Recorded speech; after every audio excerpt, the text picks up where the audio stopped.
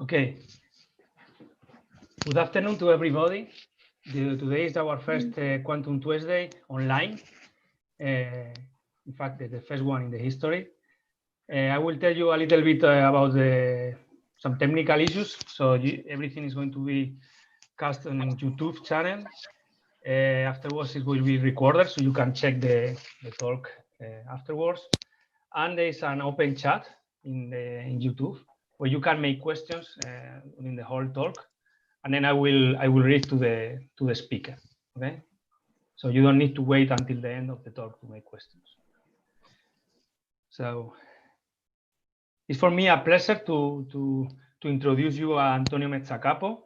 Antonio comes from Napoli in Italy, but he did his PhD in Bilbao in the University of the Basque Country under the direction of Enrique Solano, where I met him.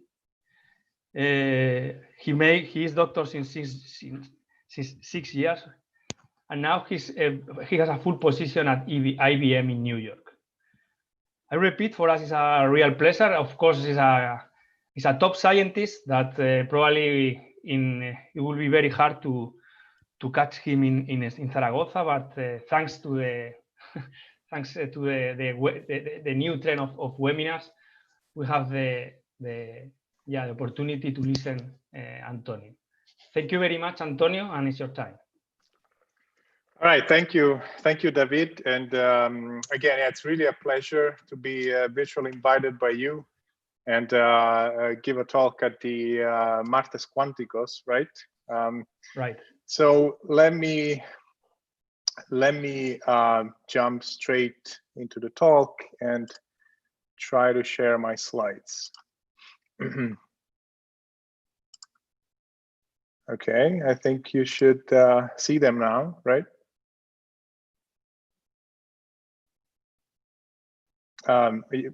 You seeing my slides? Can you confirm, David?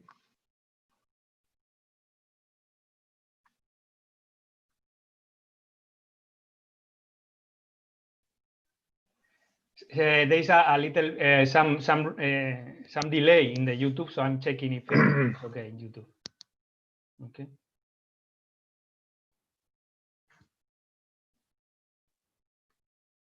Yeah, it's okay. Okay. All right. Great.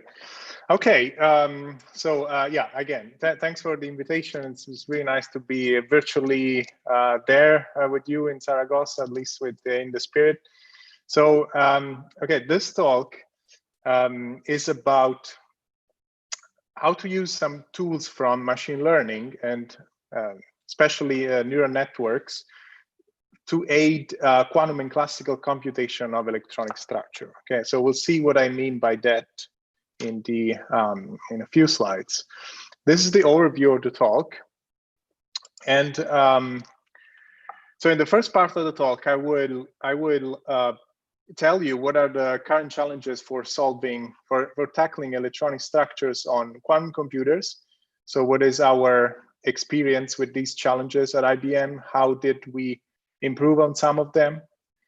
Then I'll tell you how information from quantum computers can be handed to classical computers.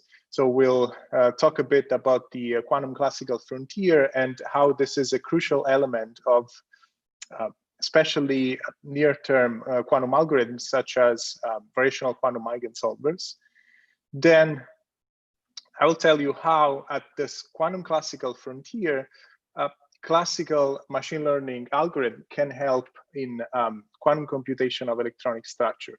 So it's going to be a mix of quantum and classical algorithms, and we're going to see how that can improve on only using quantum algorithms alone. And then at the end, I'll tell you that some of the lessons learned into this combination of classical and quantum computation of electronic structures can be ported to the completely classical realm, and how machine learning techniques can be used in the context of classical computation of electronic structures alone. Okay. All right, so first, first, let's talk about our experience at IBM in performing in quantum chemistry on quantum computers. So these are what I think the current challenges for using quantum computers to tackle chemistry applications. So you see on the left of the slides, there are what I think the main algorithms that are currently in use to tackle quantum chemistry problems. And then when I say quantum chemistry, I mean in general fermionic problems on quantum computers. So you could think of extending these techniques and every thing I say about quantum chemistry here to, for example, solid state problems like Hubbard model and other fermionic problems. So we have algorithms that tackle quantum dynamics, and so evolution according to a certain Hamiltonian, starting from a state which is not an eigenstate of that Hamiltonian. Then variational algorithms and phase estimation algorithms that tackle ground state properties.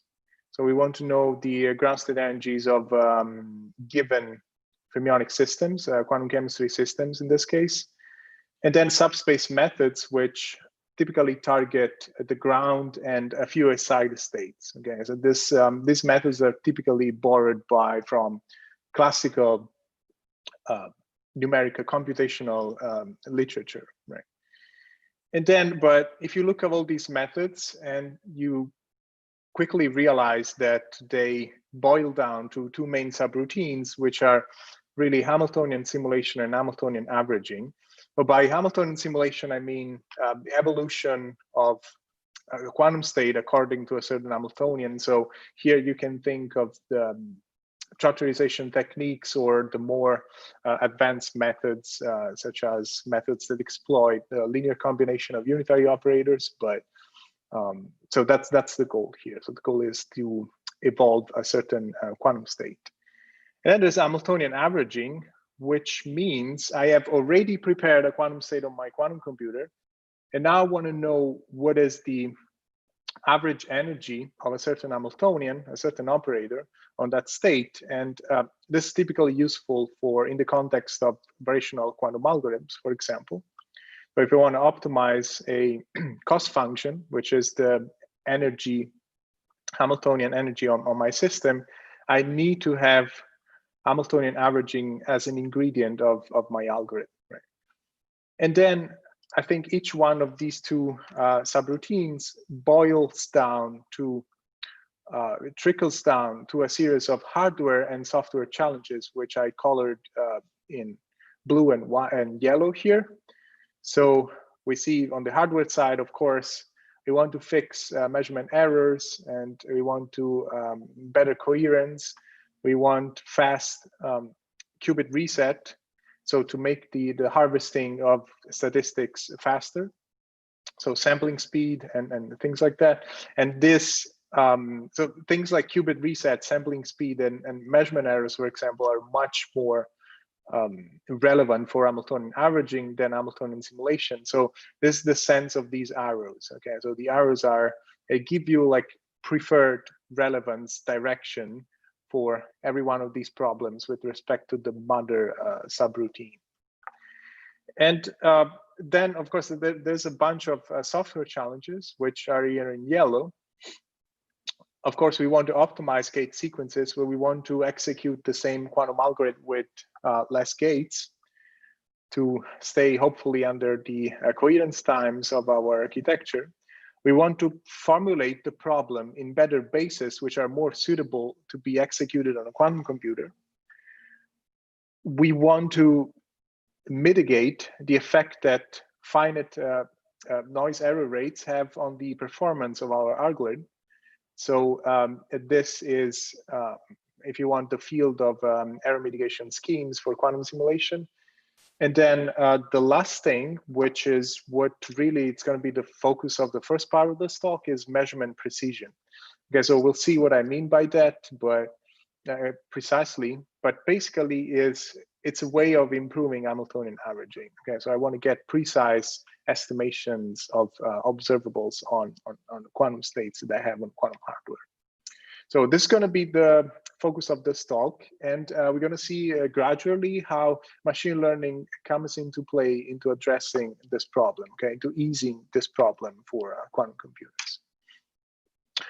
All right, so these are some experimental results that we obtained last year about the variational, and this is an instance of a variational quantum eigensolver applied to the hydrogen molecule and the lithium hydride molecule. And we use an error mitigation technique, which is the zero noise extrapolation, to get these experimental measurements of the molecular energy, which are these green and blue dots here that you see on the dissociation profile for these two molecules. And then you see there are some colored dots above them, which are basically the estimation of the same molecular energy for a different level of effective quantum noise acting on the device.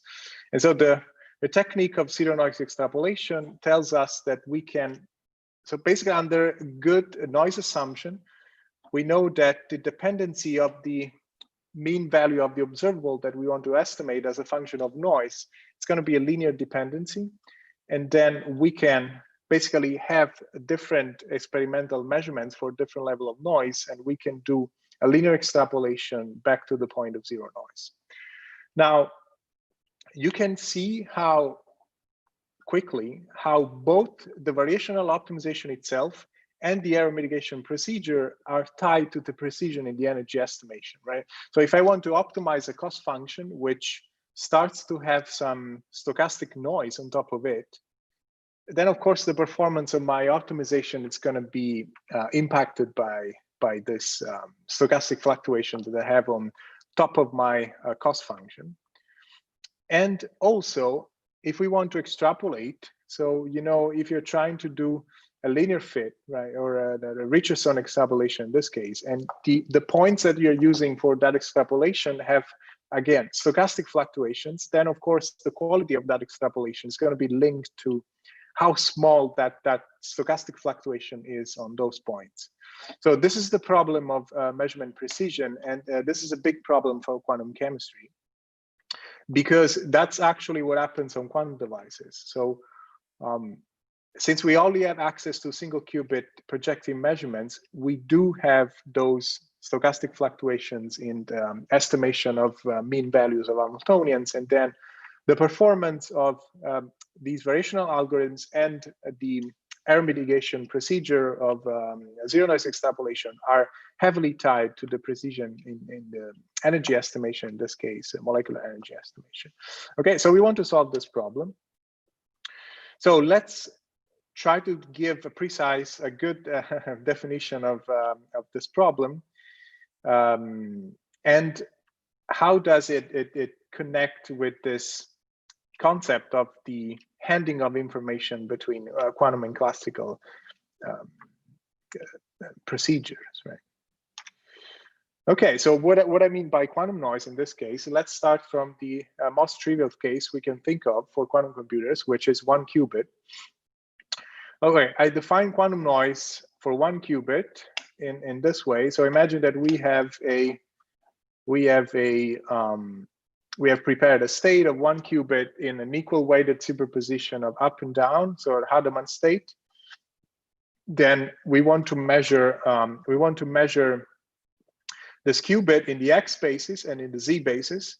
Then what happens if I measure in the x basis, then what I'm going to get is always 1, because I prepared the state into an eigenstate of the x operator, basically. Then if I measure in the Pauli z operator, what I get, if I measure in this basis, what I get is fluctuations, right? Since I've prepared this state into an equal superposition of up and down, 0 and 1, what I'm going to get is sometimes 1, sometimes -1, or 0 if you want. And this fluctuation in the measurement outcome is what I mean by quantum noise here. There are other people which have defined quantum noise in different ways, but this is what I mean by quantum noise in this talk. And you see that it depends on the basis in which we measure, right? So how precise I can get an estimate of a given observable if I use averaging as my estimator for the mean value of that observable. Well, the answer is, this is the formula, okay? So this formula tells me that the standard deviation that I get by averaging the measurement outcomes for a given observable O, it's going to be given by the square root of the standard deviation of that quantum observable or my quantum state divided by the square root of the number of measurements that I'm averaging, okay? So this error is the error of the estimator that simply take the measurement outcomes and averages them.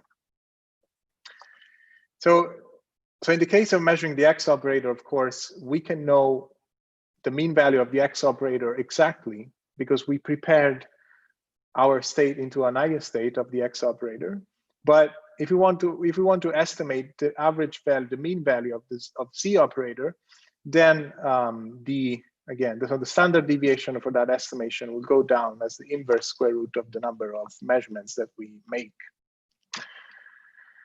So for one qubit, this doesn't seem to be too much of a terrible problem, but if we extend this to many qubits and to complex Hamiltonians, so instead of those simple X and Z operators, then we see that we're starting to have problems. Right? So our main problem is that we don't have access into a measurement basis, which is a basis of eigenstates of the observable that we wanted to estimate. So in this case, a molecular Hamiltonian. Right? So if we had that, our problems would be solved because this will be exactly the same as the one qubit case for which we were measuring the X operator. Right? We prepared that state into an eigenstate of the X operator, and then we measured it. Perfect. Just we only need one measurement to get that average estimation, that mean estimation with perfect precision, exactly, right? But in this case, the problem is that we don't have access to a measurement basis, which is an eigenstate basis for our target Hamiltonian. So what we have is a single qubit projective non-demolition measurements, which is what the hardware gives us, right? And so how do we define an estimator now for this complex observable? So what we do is basically we write down our molecular energy, in this case, as a linear combination of weighted tensor product of single qubit Pauli operators acting on all of our qubits. And then a naive way of getting an estimation for this operator here is just to iterate over every one of these Pauli operators, and then switch, right, rotate with single qubit rotations, rotate our measurement frame into a basis dictated by each one of these single qubit Paulis, and then collects all these measurements, and then take an average estimation for each of these Pauli operators, and then sum all of them together with these weights alpha i's. So using this procedure, even if one prepares a perfect ground state for H, for example, with the variational algorithm, then even in that case, so estimating the average value for this Hamiltonian will have an error, which you see here, scales with the number of Pauli terms that I had in this Hamiltonian. Now, we know that in the worst case, the number of Pauli terms that we have in a quantum chemistry Hamiltonian, so in general, if you want a fermionic Hamiltonian, which has 1 and 2 body interaction, scales as the 4th power of the number of fermionic modes in my system. So this means if you do some calculation that basically the number of measurements that we need to make as our fermionic systems go up in size, it will scale with the 8th power of the number of fermionic modes in our systems. Okay, so this is still, it's polynomial scaling, but it's a bad polynomial. It's pretty high polynomial, right? So it's a lot of measurements, and at the end of the day, this is going to be one of the main bottlenecks for variational quantum algorithms. And actually, this is this bottleneck is going to be there even if we have fault tolerant quantum computer. Right? So we don't like this. We want to improve on this scaling. Okay, let's this is an overview of what we did, right? So we prepared the state on our quantum computer. This is a quantum circuit. Then what we did is we iterate over measurement basis dictated by each Pauli operator. Then we produce a data set of measurements out of all these measurements here. And then we somehow, we processes that data set, in this case, just by averaging all the harvested measurement, right? So this, if you want, is a 3-step procedure. There's a quantum processing part. There's what I what I call a quantum classical frontier, which is basically a handing of quantum information to a classical processing unit, right? So all this data set that we collected on a quantum computer is now given to a classical computer. And in this case, the classical computation, it's easy, right? Just the averaging of those measurements. But we will see how later, I'll show you how this classical processing unit can be improved. And this quantum classical frontier can be improved as well, okay? And at the end of the talk, we'll see how machine learning techniques come into play into improving on this quantum classical frontier and classical processing. So I told you that the most naive way of obtaining averages of those complex operators is basically iterate through every Pauli operator that we have in our system, and then basically average all those measurements together. Well, it turns out that this is not, of course, this is not the smartest way of doing that. So an easy improvement over the simple iteration over every Pauli operators is to group together Pauli operators that can be measured in the same basis. Right?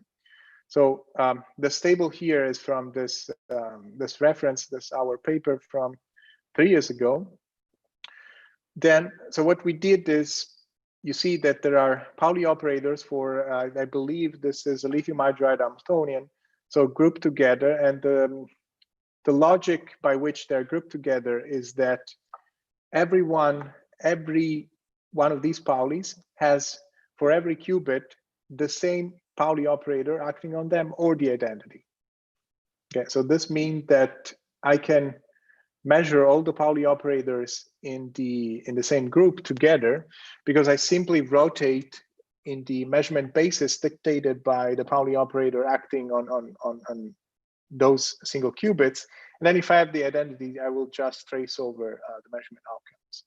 So it turns out this is a first step towards lowering the number of measurements needed to get an average with better precision. And since 3 years ago, though, there's been a lot of groups which have worked on techniques to tackle these measurement problems.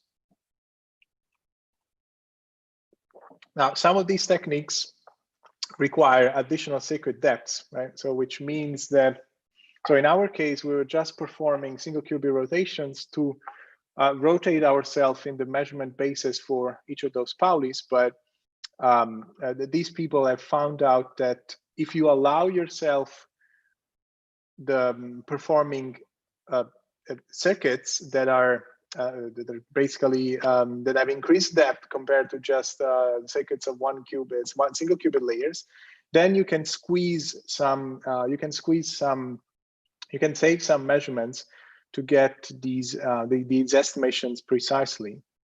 But increased secret depth is not really something that we will like to do on the current quantum computers that we have. We don't have much coherence yet. So we're looking here for techniques that do not increase secret depth. And so far, it seems that people have come up with Pauli grouping heuristics that allow us to have an improvement in measurement precision without sacrificing circuit depth.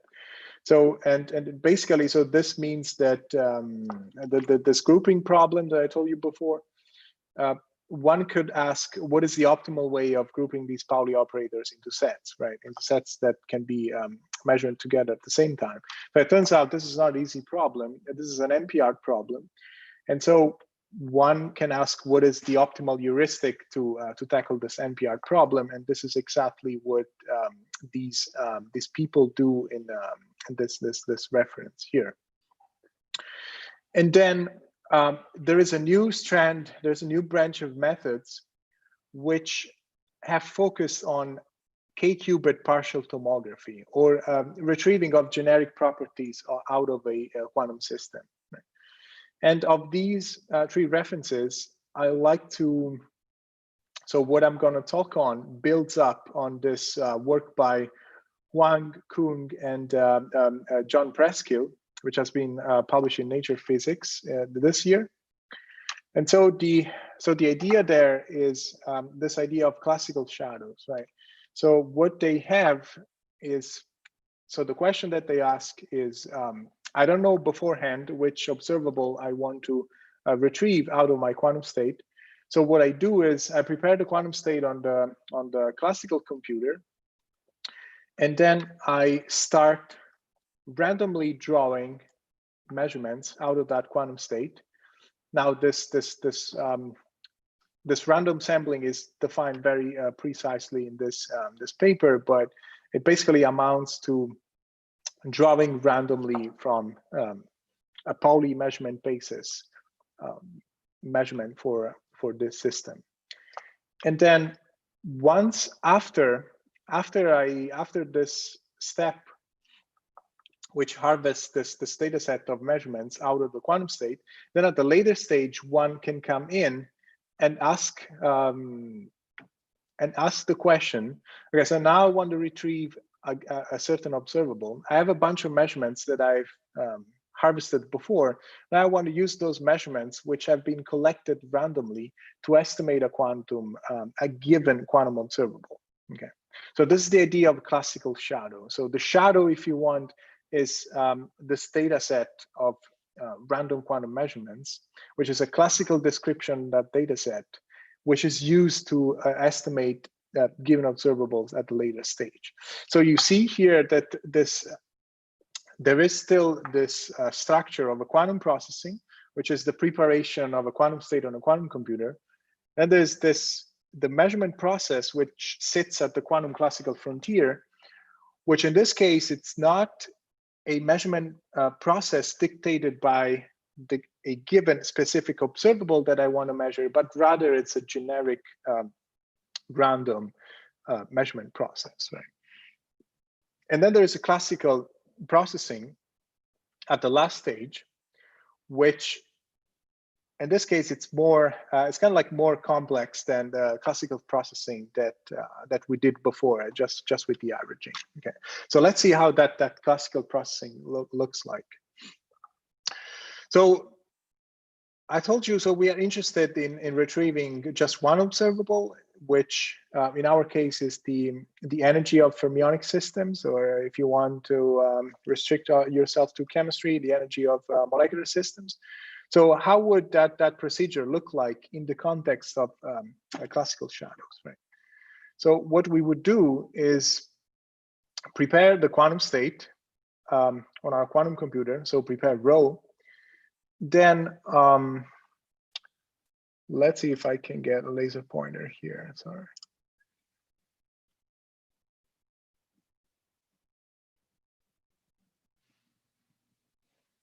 Okay, maybe I'll just continue this way. So we prepare. Oh, there you go.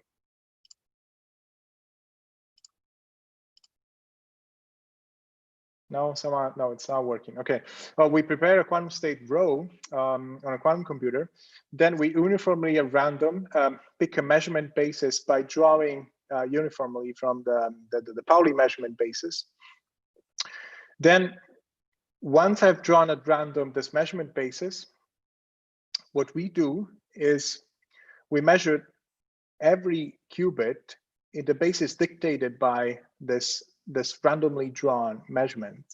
and we get an outcome. We get a measurement outcome, which we label mu pi. Okay, so this stands for the measurement outcome of the ith qubit of the pth basis, if you want.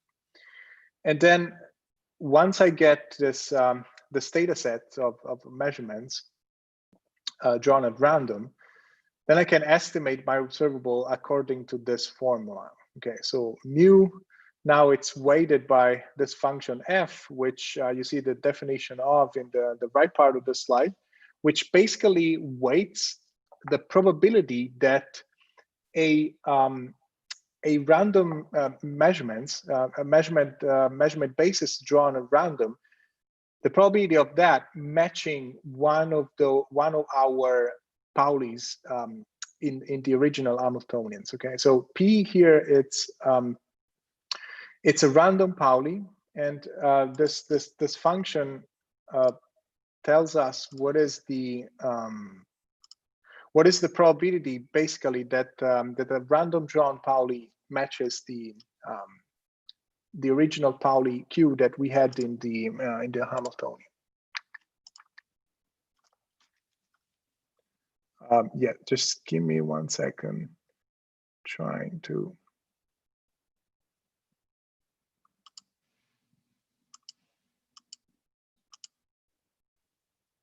Okay. Okay, and so this the estimation done in this way can be iterated over the, of course, can be iterated over the number of measurements that we draw to get this the estimation of the Hamiltonian, the original Hamiltonian H, which was a linear combination of the Pauli operators Q. Okay. Now, so note that here the measurement bases again are randomly picked according,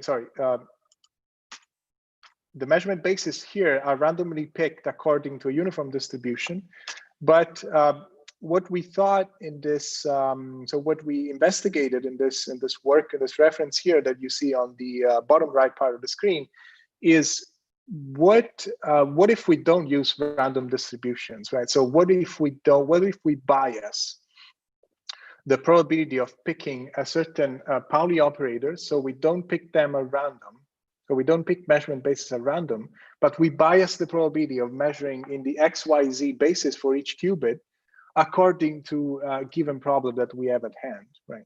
So now these weights F by which the measurement outcomes are drawn, they change, right? So they're gonna take into account the fact that we're not drawing uniformly at random from the XYZ basis, but we are drawing from biased distributions. So the betas here are distributions over 3 elements over XYZ basis, and we want to change the frequency with which we sample in the XYZ basis by optimizing this frequency given the problem that we have at hand. Right? So what is the problem that we have and we want to optimize on? So we have a certain Hamiltonian energy. So we want to get the variance of that Hamiltonian down. We want to optimize these distribution betas to have the lowest possible variance for the Hamiltonian that we want to estimate. Okay, how do we do that? We know, so the information on the problem that we have is that we know what a Hamiltonian is, but we also know that typically, for example, for quantum chemistry problems, the state, it's not very far from a reference state.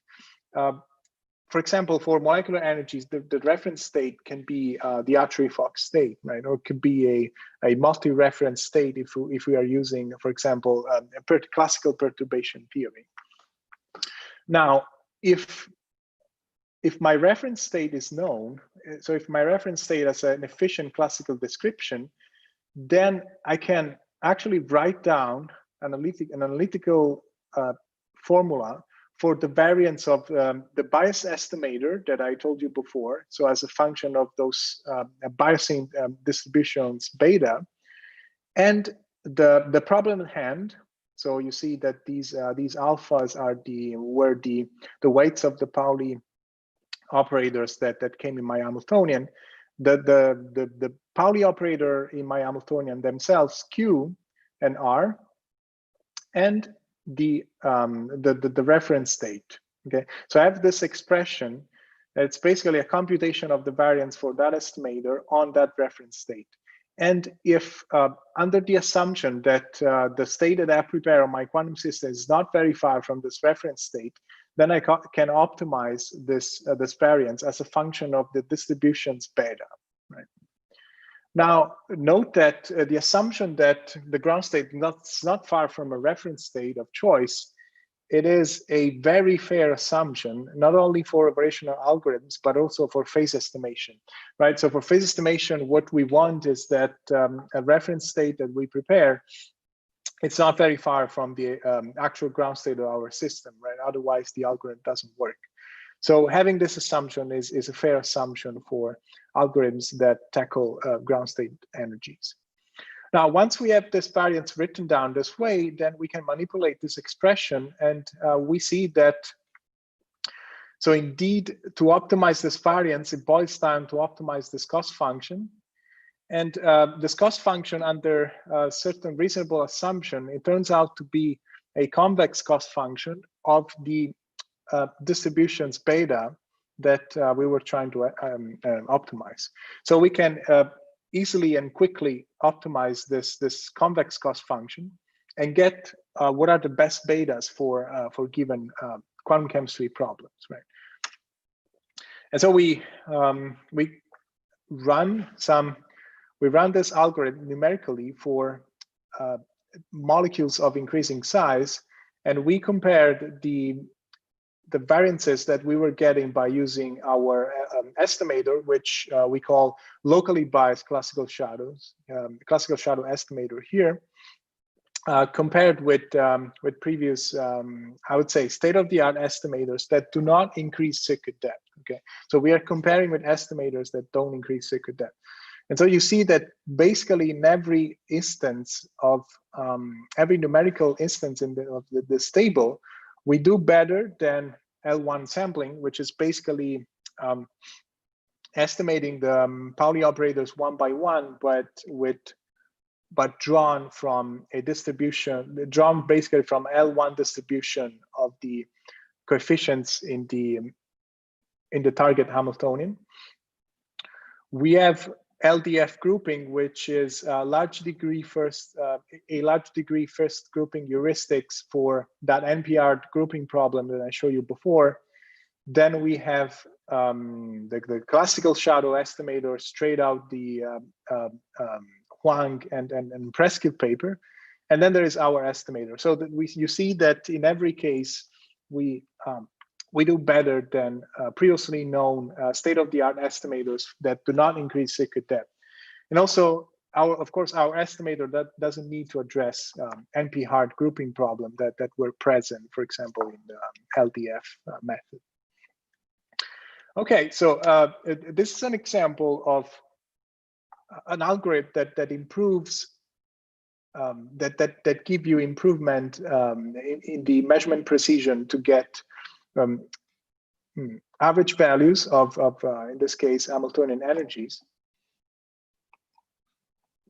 But we haven't used machine learning so far, right?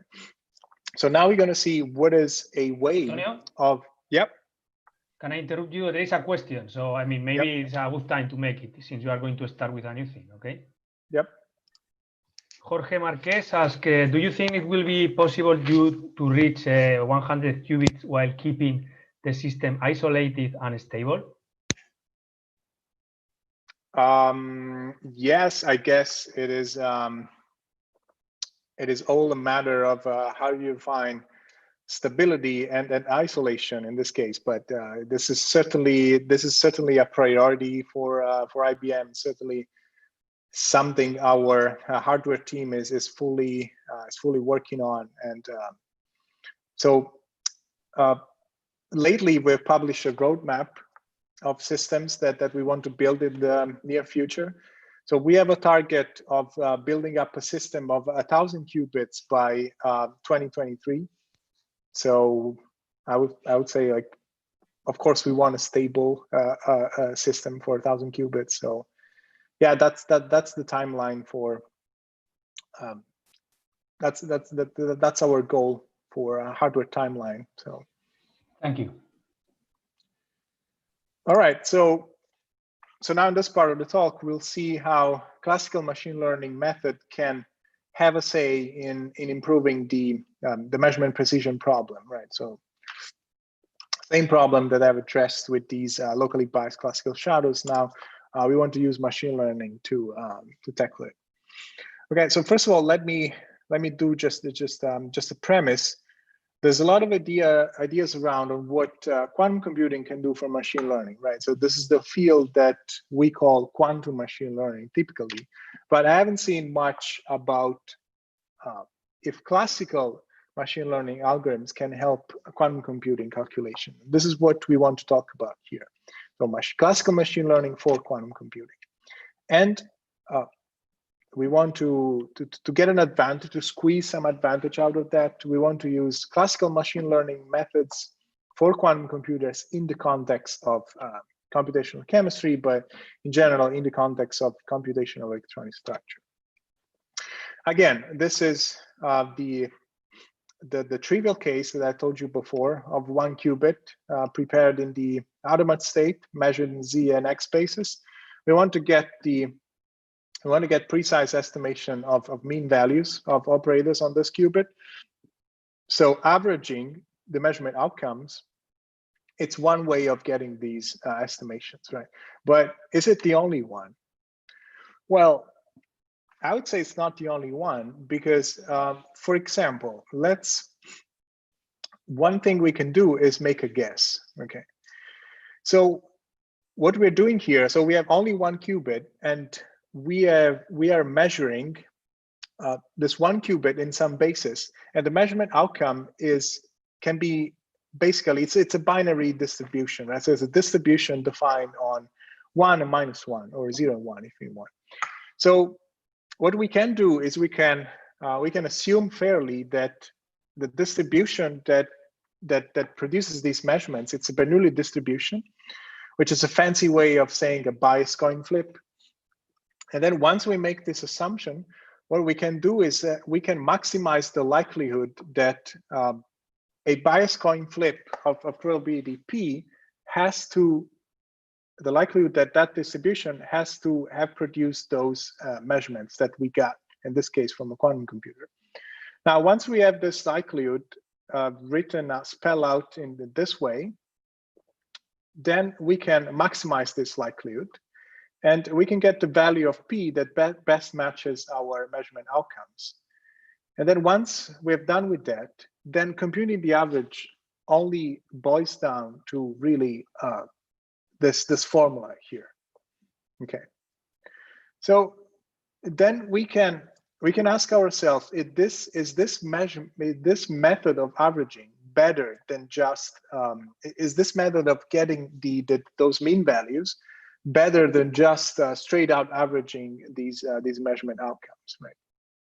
And maybe we can get to a very good estimation for this mean value with less measurements. Okay, so this is kind of the philosophy that we are doing when we pull in machine learning.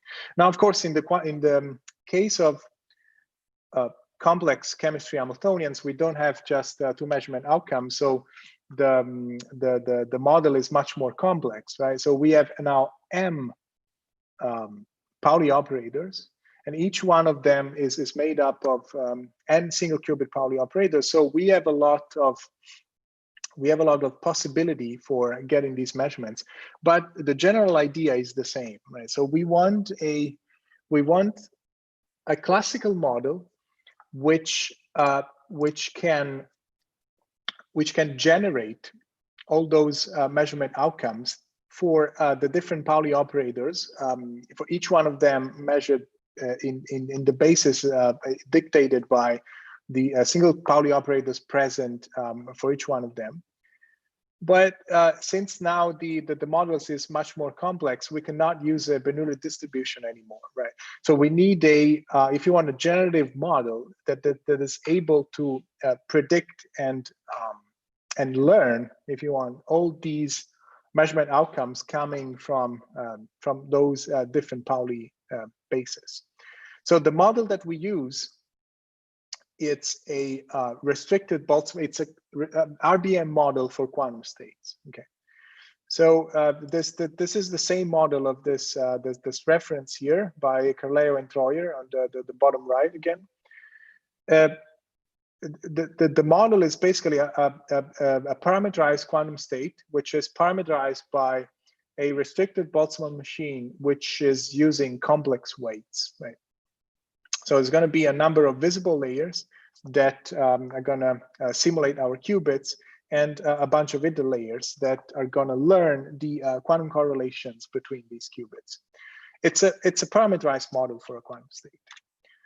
Now, in the same spirit as we did by maximizing the likelihood for the Bernoulli distribution, in this case, we want to maximize, if you want, the likelihood that this parameterized quantum state has to reproduce the measurements that we got from our quantum device. So the protocol that we are using for estimations of those mean values, it's now we prepare a quantum state on the quantum computer, same as standard VQE. We produce a data set, which is the same data set that was produced in the naive method of iterating Pauli by Pauli and measuring in the single qubit basis dictated by every Pauli. But this time, we're not just averaging the measurement outcomes of that data set. Okay. So this time, what we are doing is take that data set and use it to train this neural network quantum state model. Okay. So technically, what we do is we minimize this Kullback-Leibler divergence between the probability outcomes that I got of measurements in the basis which were present in the original Hamiltonian problem, sigma b in this case, versus the measurement distributions that I get from my parameterized quantum states, which are these p lambda here. So once I've done with this minimization as a function of the parameters of my neural network quantum state, then I have a classical description in terms of a complex weight restricted Boltzmann machine of my quantum state. And then I can use that classical description for computing the mean values that I was interested in the first place, right? Once I have this classical model going on, then I can do for example, the metropolis sampling on the classical model to get those mean values. And okay, so the advantage of this is that so once we have a classical description in terms of this neural network quantum state, then if you want on that classical description, we do have access into a measurement basis of the target Hamiltonian that we want to estimate. So in this new description, if you want, I can one shot. So if I have prepared the perfect ground state for the Hamiltonian that I'm trying to estimate, I can do a perfect estimation in one shot, because effectively I have access to the measurement basis for the eigenstates of the Hamiltonian. What is, sorry, so, and this is what, so we explore the performance of this protocol numerically for molecules of increasing size. So I think here on the left, we have lithium hydride, I think beryllium hydride, and the hydrogen molecule, but in a S631G basis, which is a bigger basis than what people usually do with the STO3G. And what we see is that this combined procedure of training a neural network from measurement outcomes out of the quantum computer, and then classically sampling with Monte Carlo techniques off of that neural network, it gives us kind of like 3 orders of magnitude improvement in precision with respect to the naive quantum computing estimation of just taking the measurement outcomes from each Pauli and averaging them. So what you see on the left here, so you see these Gaussians and you see these red lines. So the Gaussians here are the distribution outcomes from average estimations that you get just by doing the trivial averaging estimator on a quantum computer. And the red vertical bars that you see here, it's an accuracy of 10 to the minus 3 Hartree, which is the accuracy that we want to get for accurate chemical computation on quantum computers, right? So we see that with this a given number of measurements, which I think it should be 100,000 measurement outcomes here. So you see that with 100,000 measurements, we cannot get a measurement which on average is precise enough to fall between these error bars, which is the accuracies that we want. But if we now take the same measurements and use them to train a neural network quantum state, and then use a Monte Carlo technique to sample from that quantum state and get the same estimation of the average, then this is actually the distribution that we get by running this whole process. Okay, so now you see that the distribution is very much, it falls very much between these red error bars. So we're very happy. So now we get a precise measurements. But you see also that this distribution is skewed a little to the right. And this is due to the fact that minimizing that KL divergence is not a perfect process. So if you want, there's 2 things we're trading off here. So one is a bias that we introduce by training that neural network quantum state model. And on the other hand, the great improvement in precision of the measurements that we get by running this procedure. So we have to, one has to see whether this bias in the training and this improvement in precision help in the specific algorithm that one wants to run. In this case, it did, and we got almost like 3 orders of magnitude improvement in precision with respect to the naive estimation, and now our measurements fall within the red error bars. So we are happy. Okay, this is it. Yep. Another question. There's a question of an old friend of you, I think. Íñigo Egusquiza. Okay. As you. How strongly weakly dependent on the size of your training set will your precision improvement be? Yeah, that's a good question. We don't have an analytical answer to that. So all we did is we estimated this with we benchmarked this with numerical experiments, and we saw we get this advantage. But in the last part of my talk, I'm gonna say that using these methods is safe actually up to 26 qubits, which is, so this is going to be the classical part of the talk. So we actually run extensive classical simulation, and we've seen that these neural network quantum states are indeed able to capture the physics of ground states of molecule up to 26 qubits. So this gives me good hopes that that the technique can be used for systems up to decent sizes. Okay, and of course, if you want to do spin system, I mean, people have shown that neural network quantum states are good for spin system up to I think, a fairly large amount of spins. So I don't want to say wrong now. I don't want to give wrong numbers, but I think they proved it up to 80 spins or something like that. So yeah, I hope that answers the question a bit. This is the same. This is a similar plot that describes the same kind of like similar advantage. Just not gonna go over it because I think time is running fast. Okay, so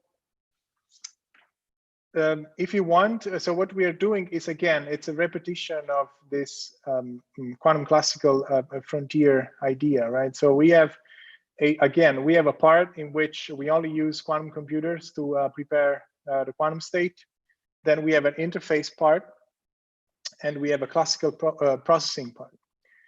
Now, one may ask, okay, but hey, if you are at the end, if you're projecting everything onto a classical model, then why don't you just use the classical model itself and run, for example, classical variational Monte Carlo? What's even the advantage of that one may get using quantum computers now, right? But okay, so what I claim is that there is still an advantage, and the advantage may come from the fact that, so if you think about what's going on here, we do not need a classical description of our system at every step of the algorithm, right? So as we run this quantum circuit, of course, here we don't need, which is the gray part here, we don't need classical description of quantum state here.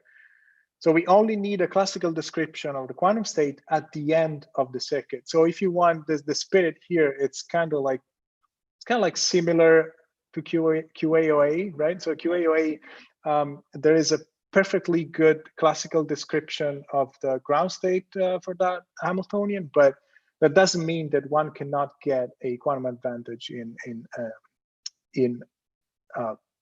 addressing that classical problem, right?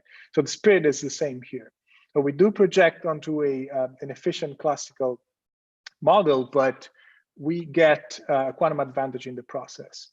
And then also, if you think about it, so what we really want is not even a perfect classical description of that state. We only need a classical description of that state that can capture just one quantum observable, which in this case, it's the molecular or fermionic energy that we want to estimate with a finite accuracy. Okay, so the requirements are much less than if you want a quantum tomography requirement, right? So we're not doing quantum tomography. We only want to retrieve one observable and with finite precision. And yeah, this is a cartoon that I like, and it tells you what is the spirit of what we are doing here. So let's compare, for example, a classical method as this variational Monte Carlo and what we are doing here, right? So a classical method, for example, this solid black line in this landscape. Oh yeah, first of all, let me say, so the yellow square, it depicts the space of all quantum states, and this dashed, this colored blue region here, it's the space of states which can be efficiently described by a neural network quantum states. When I mean efficiently described, I mean that the number of parameters, so the number of hidden variables and weights that we need to describe that state is a polynomial, scales polynomially with the number of qubits or spins in our system. Then we start from an initial state, and what may happen is that a classical method can be trapped in its own optimization landscape and fall here, right? Which is far away from states which have a mean value which is epsilon away from the ground state that we want to tackle. But with this combined quantum classical method, now what can happen is that I can go, for example, along this red path, and this red path is obtained by iteration of this quantum classical method. And for each one of these iterations, which are these dashed lines that you see here, I now can explore parts of the Hilbert space which were not accessible, which did not have an efficient classical description. Okay, so even if at the end of the day I end up on a state which does have an efficient classical description in terms of a neural network, then the path that I may have undergone in getting there, it's a path that involved a non-efficient description in terms of classical resources of that state. Okay, so this is kind of the spirit of this combined classical quantum protocol. Okay, I'm gonna go a little fast. Yeah, I think I need just 5 minutes more for the last part. The last part is exactly about the classical variational Monte Carlo models, which I had in the previous diagram. Okay, so the question that we ask ourselves is, beside this, the use of combined apparatus of quantum and classical processing, let's just see how these neural network quantum states perform in just doing classical variational Monte Carlo on molecular systems, right? Because that will give us an idea of how big of a quantum system we can target with these models. That kind of like gives us some guarantees that I think they go toward the question that was asked before by Nigo. Okay, so what we found is actually the neural network states, they do pretty well. So what we did is we extended the ideas in a work by Giuseppe Carleo and Matthias Streuer.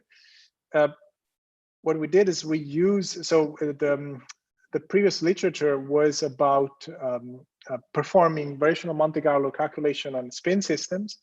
But what we did to extend that to fermionic systems is that we used spin to fermion degrees of freedom, which are typical of quantum computing protocols.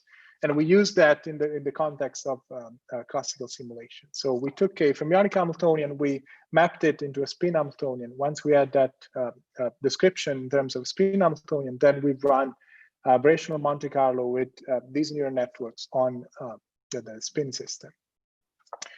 Okay, so long story short, these are the results. What we get, so we perform simulation of molecules up to C2 and N2 in the STO3G basis. And what we see is we improve on couple cluster, single, double, triple methods on minimal basis, right? This is not a state-of-the-art computational chemistry. This is calculation on STO3G basis. But nevertheless, we do improve on couple cluster methods. So this gave us good hopes for neural network quantum states in the context of fermionic simulations. And this is the biggest simulations that we perform. This is water in the S31G basis, which is that 26 qubit system that I was talking before. So yeah, we see that in this case we do better than CISD methods, and you know, we think we're just scratching the surface here. So just started to do these classical computation, and I'm sure that this can be optimized in 1,000 ways, and we are actually working on that. And what we saw already is that one of the problems is Monte Carlo sampling. So I think if one could improve Monte Carlo sampling precision, then these variational computation would be better. Okay, so I'd like to I've done with my talk, and I'd like to acknowledge my internal IBM and external collaborators. So we have Giuseppe Giacomo from Flatiron and Kenny from University of Zurich, then Charles, Sergey, Rudy, and Guillermo on the IBM side. and I'd like to leave you with this slides that summarizes what I talked about. So I told you about the challenges that we have in solving electronic structures for targeted with quantum computing algorithms. Then I have defined the quantum classical frontier, and I told you that I think there's a lot of ways in improving how information can be handed from quantum to a classical processors and vice versa. And I think one should work in optimizing that, especially in the context of near-term variational algorithms. Then I told you about a couple of techniques which improve that quantum classical frontier, right? So one was the use of a locally biased classical shadow estimators for estimating averages of molecular Hamiltonian quantum computers. So we've seen that. So those techniques improve on state-of-the-art low-depth estimators for the same task. And then I've told you that one could use classical machine learning techniques to help in quantum computation of electronic structure, and this goes through the use of neural network estimators for electronic structures. So we've seen that heuristically we get 3 orders of magnitude improvement in precision with respect to the naive estimations just by averaging measurement outcomes. And there's this bias precision trade-off, which it's interesting to it will be interesting to be investigated further. Then at the end, I told you that the same neural network quantum states can be used to perform a fully classical computation of electronic structures, and so we performed those, and we've seen that in doing variational Monte Carlo using these neural network fermionic quantum states as variational ansators, but we do better than a couple cluster SDT on a minimal basis. And the biggest system that we did is water on 631G basis, and that also gave us good results. So we are confident that this method could be explored more to bring it at the state of the art for computation of chemical electronic structures. And by the way, there have been recently a couple of groups which are also exploring how machine learning and neural network techniques can be used in the context of solving electronic structure and Schrödinger equation. I think so. One is the group of Frank Noe in Berlin. And another one is some combined. It's a combined effort by the DeepMind and Focus in London. So and they use very different techniques, and which I think are complementary to our approach. But I think in general, like using machine learning to tackle these problems is something a lot of people are thinking about these days. So again, okay, so this is a summary. I'm done with the talk. Again, thank you all for listening. And again, thanks, David, for inviting me. I don't know if there's time for question or. So thank you very much for the nice talk, Antonio. So yeah, let's wait for some time because the people need to write in the chat. But so I can take my advantage of being the chairman to make my first question. Okay. So if I understood correctly in the last part, sorry, you use so you map your fermionic problem to a spin in the classical calculations using this machine learning or Boltzmann machines or whatever it's called. So you have this fermionic problem. You use the parameterization to spins. Maybe you can use the Jordan-Wigner or whatever. And then you use this this parametrization done by Carleo and Troyer for solving the ground state of quantum many-body problems, right? Yep. So you say that the sampling is a crucial thing. Maybe it's a stupid question, but I'm not sure if it is the parametrization made by Carleo is the only one. Or you can improve.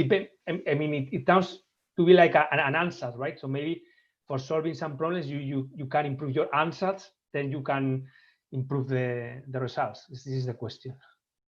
Yes, it's not the only one. I think it was kind of like one of the first works in this direction, but there is a lot of literature already on how to modify that ansatz, how to specify it to fermionic problems, and how to change that ansatz and design, target it for the specific problem. So the answer to your question, yes, certainly. If you can design a better ansatz for a given problem, that's certainly going to help. Of course, it's always a combination of different things, right? So one is the ansatz. Another one is how do you navigate the optimization landscape, right? Another one is what is your estimation procedure. So using Monte Carlo, using Metropolis, Hastings, what are you using to get those estimations? So those are all crucial aspects.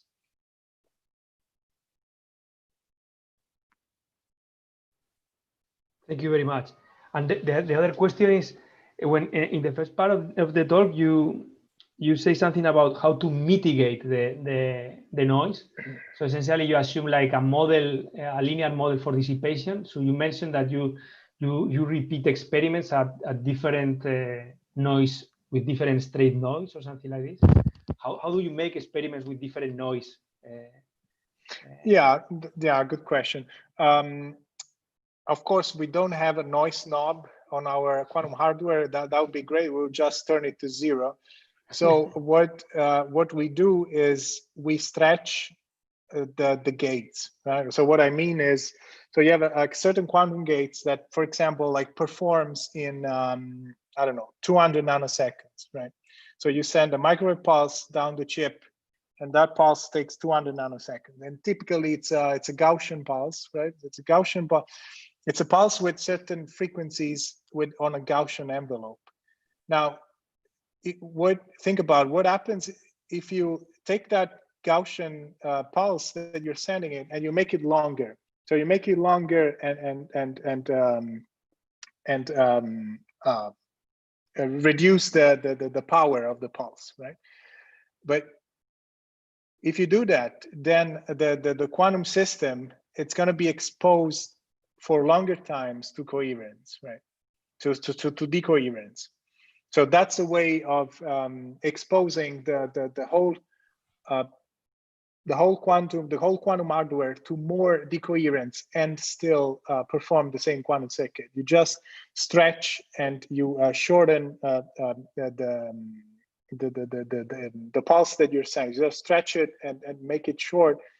And so in this way, you perform the same computation, because effectively, if the area under that pulse that you're sending is the same, you're performing the same computation, but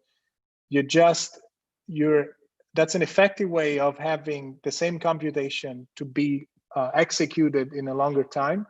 And if you execute it in a longer time, you're gonna have the decoherence impact more on your quantum circuit. So we cannot turn the noise to 0, but we can make it worse.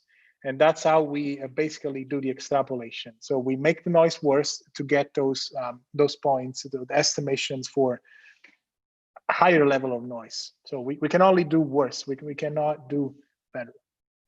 But by combining more worses, if you want, we get to a better point. So that's the philosophy. So I can see a question from Luis Martin. He said, what is the architecture of restricted Boltzmann machine that was used and how it depends on the number of neurons? Yeah, what we used is exactly the one used by Calero and Troyer. We use that one. It doesn't mean that one cannot use a different one. Now, the number of hidden layers that we use is actually pretty small. I think it was, so that the ratio of visible to hidden layer was 1 or 1. Max 2, I think. So if you want, it's a linear scaling. So I mean, the numerics that we perform, they were on a linear scaling of resources. So that doesn't mean that one cannot, maybe if you increase the number of hidden variables, you get better results. But so we set the number of hidden variables to have a linear scaling, and that's what the outcomes that we got. And I have another question, maybe the last one.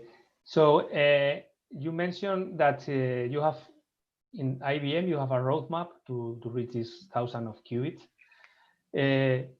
Related to your talk about the quantum chemistry, related to quantum chemistry problems, do you have a challenge like a concrete molecule that you need to solve that cannot be solved by DFT or something like this? So you have like a fixed problem that you say, if we have this number of qubits with this kind of fidelity gates or whatever, we will make something better than any method that is now in the market? Yeah, of course. I mean, there are like the critical use cases. Lithium batteries is typically what people cite, or the the search for better fertilizers. There's this Femoco molecule that everybody cites, but I think that basically every what we're looking for is calculation. So it's electronic structure problems that have a massive amount of quantum correlation, because those kind of systems are the systems that in which typically like classical methods like DFT fail, right? And so typically that's the case for electronic structure. If you start to use large bases, and if you have in the in the order of 100 fermionic orbitals, you cannot simulate that very accurately with a classical computer. So that's kind of like the system size that we want to get at.